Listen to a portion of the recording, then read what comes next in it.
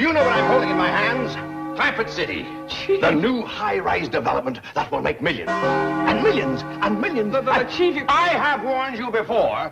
Never interrupt me when I'm saying that word. The smartest move I ever made was buying Mammoth Picture Studios for Jed Clampett. 300 golden acres of unexploited real estate. And we'll start right here on the back lot. And we'll bulldoze all this land. Chief. And right here where the Western Street now stands, will rise Clampett City's tallest building, Drysdale Towers. Chief. 40 stories of steel and glass. Chief, you cannot destroy that Western Street. Why not? Because Jed Clampett and his family are living there. What do you mean they're living there? This isn't a real town, it's a movie set. Nevertheless, they have moved in. But the buildings aren't even completed. They are completing them. They can't do that. We'll lose millions and millions and millions and millions. Well, don't stand there. Interrupt me.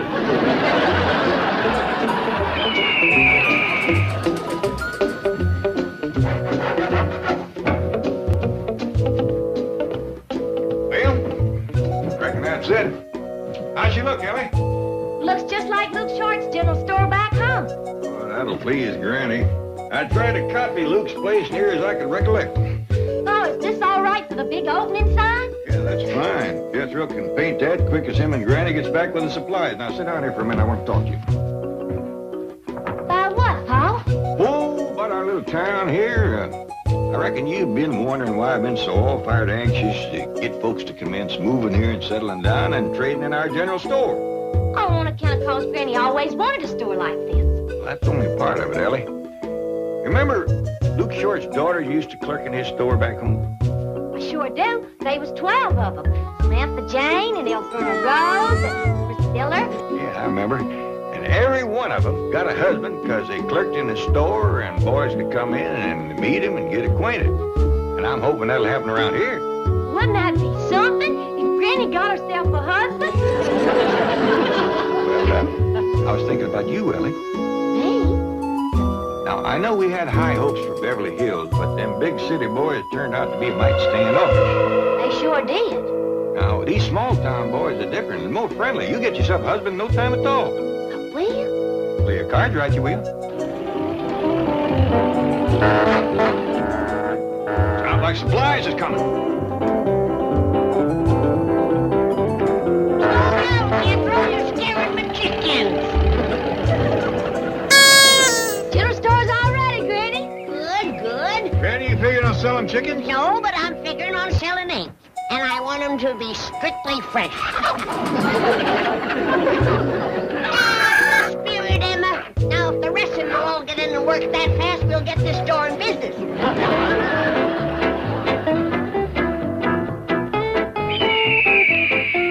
Now, you listen to me, Chapman. Those hillbillies can't live on that Western Street. No, but they can. Mr. Clampett owns a studio, remember? And as long as they're happy there, you know what you can do with your bulldozer. Yes, I do. I'll bring it over and start on this end of the studio. Sorry? Foiled again. Mr. Clampett says as long as we're shooting a picture, we can finish it. And Mr. Drysdale, we have started a picture that is going to make Cleopatra look like a quickie. You're bluffing. Oh, no. I'm writing, producing, and directing it personally. I call it Spartacus and Ben-Hur meet Cleopatra and Nero at the fall of the Roman Empire. Cleopatra and Nero meet. That would have to cover more than a century. Yes. And it may take almost that long to shoot it. You haven't won yet, Chapman. I'll see this hotbed of nepotism flattened if it's the last thing I ever... Hotbed of nepotism? Are you inferring that I have relatives on my payroll? My guess would be 200. Miss Swenson, Yes, sir. how many relatives do I have on the studio payroll? 223. See, you're wrong. Miss Swenson? You're welcome, Uncle Larry. I'll get you yet. I'll think of some way. Oh, Drysdale, you're beginning to bore me. Why don't you just go back to your mortgage mill and foreclose on some poor widow? I have things to do.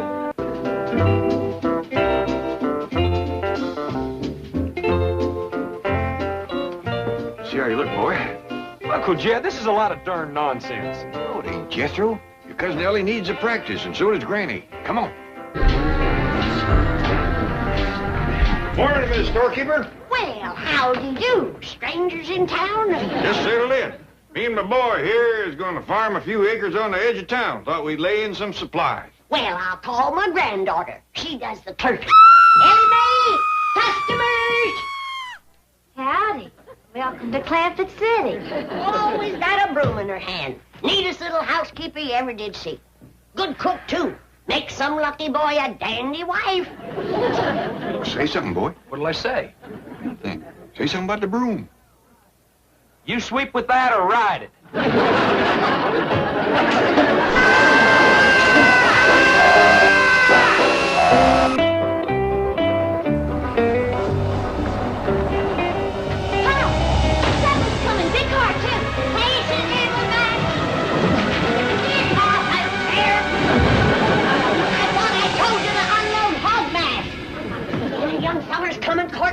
Can't tell you. Uncle Jed, this small town living ain't for me.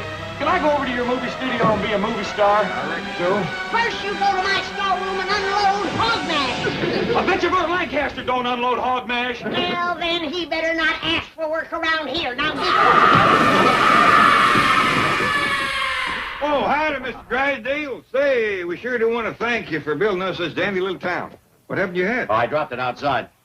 Oh, Mr. Clampett, this isn't a town. It ain't finished yet, but it won't take long once folks commence moving in and settling down. Yes, but Mr. are you all alone? Yes, Granny. Mr. Clampett. False alarm, Ellie. Mr. Clampett. You gonna buy something? No, Granny, I'm just here to talk to Mr. Clampett. Well, sit down, sit down. Thank you. You're my first customer. If you don't buy something, it's unlucky. All right, Granny, all right. Mr. Clampett, you can't live here. Nobody can live here. Why not? Well, because this little town is going to be cleared away and all those hills bulldozed flat. Who says? Well, that's the plan for Clampett City. You'll have 40-story buildings here.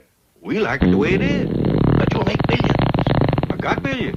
You'll make more millions. I don't need them. Well, surely you want them. What for? So you'll have them. I got them. But you'll make more. I don't need them. How's that look on them, kid? Pitiful. Mr. Clampett, don't you want a city named after you? I got one. No, I need a real city. A city of concrete and steel, towering up into the sky. We like it the way it is. But you can't make any money on this town. Don't want to. I'd rather be happy. And you're happy here? Everybody says Jethro, he wants to be a movie star. He does? Where is Jethro? In the storeroom out back. Hold on. You want that hat? Yes. Well, that's $1.50. It's really a $2 hat, but I'll make it an opening day special. Jethro. Howdy, Mr. Drysdale. You know, Mr. Chapman is making a movie over at his studio, and there's a part absolutely right just for you. How about my $1.50? Can I go too, Paul? I'm afraid not, Ellie. You gotta stay here and meet some boys. Oh, she'll meet more boys at the studio than she'd ever meet here. I'll make it $1.25. Of course, you'll be in the movie, too. I'll make it $1. Oh, please don't go, Paul. Well, things has been kind of quiet around here. I'll settle for $6.50. Mr. Clampett, there's a great part in the picture for you, too. Me? Yes. All right, take the hat for 50 cents. Oh, I'm sure they can use you, too, Granny. Come on, Granny. Yeah, we'll all be in the movie. I ain't leaving here till Mr. Drysdale pays me for that hat. Oh, I'm sorry. How much was it? How much you got? 27 cents. No! Well, now, shall we all go over and be in Mr. Chapman's picture? Nope. I better stay here and mind the store and make some more money. I wouldn't worry about that, Granny. That $2 hat you just sold him for 27 cents wholesales to us for $5. How much profit is that, Jethro? I'll sap it for you. 5, double knot. Never mind. Let's all go over to the studio and make movies. But my picture's about ancient Rome. Those hillbillies can't live in Rome. Ah, but they can. Mr. Clampett owns the studio, remember? And as long as they are happy in Rome, do you know what I'm going to do with my bulldozer? Today, the Western Street. Tomorrow, the rest of the studio. Now, wait a minute. As long as I'm shooting my epic, you can't touch this part. Excuse me, sir. Caesar is here for you to check his wardrobe. Oh, good. Enter, mighty Caesar. All Gaul is at your feet. Where? I don't see it. Jethro. Howdy, Mr. Chapman. Or as the feller told me the Romans used to say, hey. Sure sets a feller's knuckles throbbing. Jethro, why are you wearing that and carrying your helmet? Is that what this is? Thought it was my mess kit. Hello, Jethro. I mean,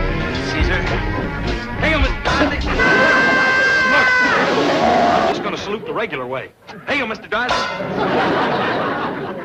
Mr. Chapman, would you mind if I just waved? I ain't gonna have hand enough left to hold my sword. The martyr who gets thrown to the lions is here. Come in, miss.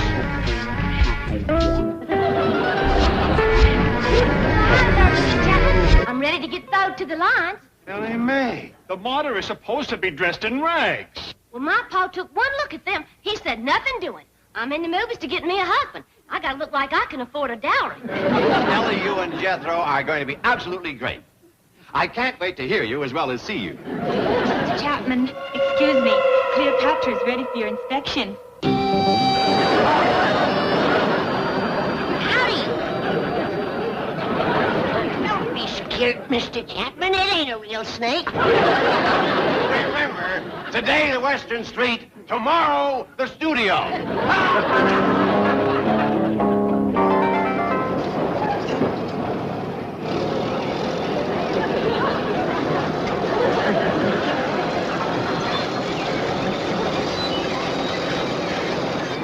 You see that general store that says big opening? Make one.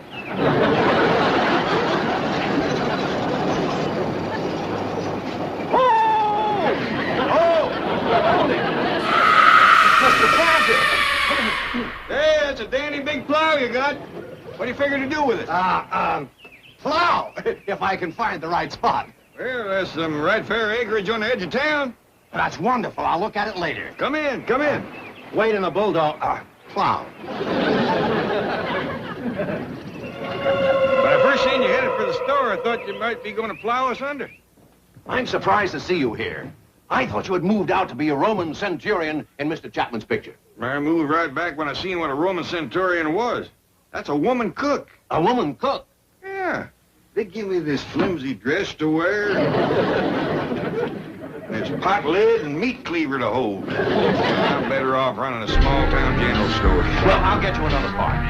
How would you like to be a Roman senator? What do they wear? A toga. It's a sort of a long... Well, never mind, you wouldn't wear it. Well, I'll get back and see if I can speed up the fall of Rome. That's the name of the picture. All right, everybody, quiet on the set. This'll be a take. Roll 'em. Scene 8, take one. Action! Friends, Romans, countrymen, lend me your ears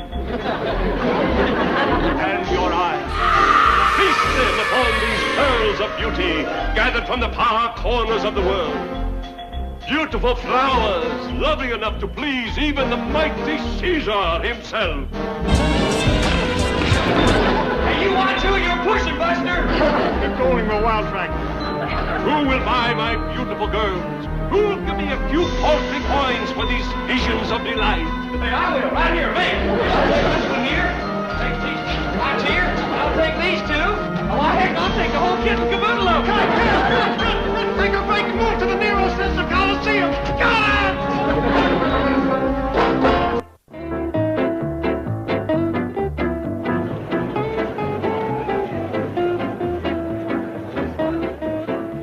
I don't care how many extras are sitting out there on cold marble.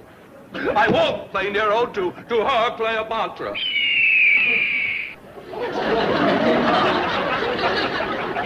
And look, I guarantee you she will not appear in the picture. We'll be on your close-up for the whole scene. Then why are we doing all this? Her son-in-law owns a studio. I mean, you know how it is with these family things, Cousin Vinny. Well, let's run the scene. Swell. Okay, Granny, we're ready.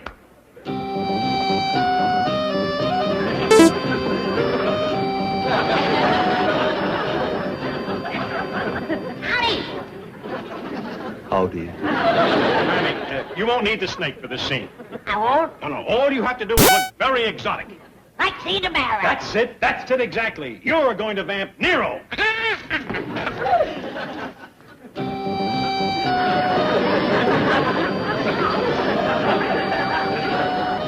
All right, let's slate it and roll. Scene 10, take one. Action.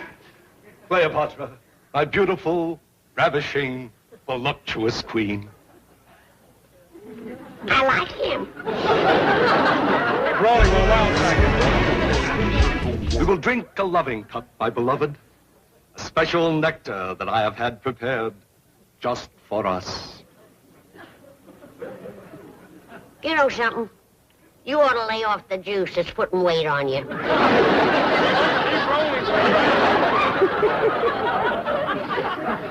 This wine is prepared from the grapes of my own vineyard, trampled by the feet of 40 maidens.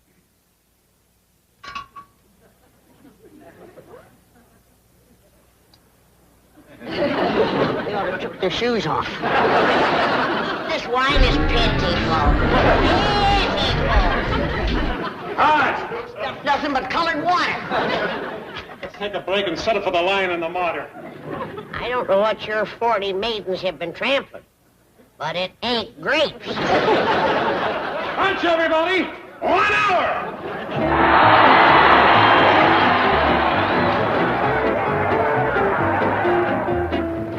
Giddy up! Ah, come on! Whoa, boy! Whoa, steady! Howdy, Uncle Jed! Hi, boy. What happened to the back end of your fancy buckboard? Well, this here's what you call a chariot. Everybody in Rome drives them. Standing up? Yes, sir. You ought to tell them about Buggy. Oh, I'll do that. First, I gotta fetch Granny a jug of her elderberry wine. What for? Somebody ailing? I don't know. It's for some goomer named, Nero.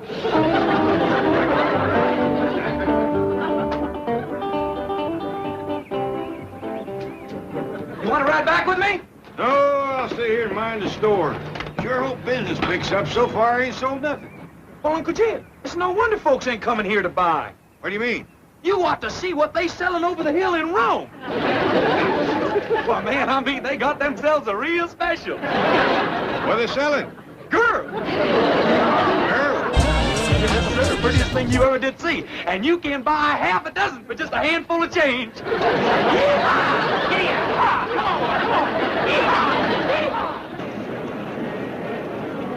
on! Scene 20, take 1. Action!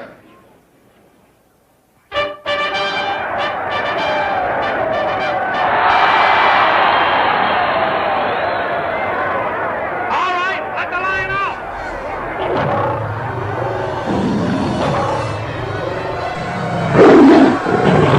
Follow the line. Keep the lion in your lane. That's it. Bring him right across to the girl. That's the idea. Oh, sir. Oh, sir. There. He's got her. Zoom in. Zoom in. Never mind. Cut it. How'd you like to come over and live in the back room of our general store? I bet you we wouldn't have no minds with you guys. All right, let's try the Nero Cleopatra wine scene again. Now look, this is the 12th take. Let's try to make this a good one. Roll 'em. Scene 10, take 12. Go easy on that elderberry, Nero. Hello, you. He's rolling a wild tracker. Cleopatra, my beautiful, ravishing, voluptuous queen. Nero. Let's get juiced. Let's get bombed out of our Roman skulls. Keep rolling real wild tracker. Come, sit on Nero's lap. Cut! Come on, break it up! Would you please go away? This lovely little lady and I are making plans for our future. Cousin Benny, you're fired! I couldn't care less. The Queen of Egypt here has offered me a wonderful job in her general store. You'd think the Emperor of Rome could afford good wine, wouldn't you? Jed, 'twas nothing but colored water. One taste of my genuine elderberry wine, and the darn fool proposed to me. Might not have been the wine, Granny. After all, you were a mighty fine... Settlers coming! Places, everybody! Now, hold on there, Ellie. That might be that Nero fella coming to court Granny. Oh, What? no, won't do no harm to be ready.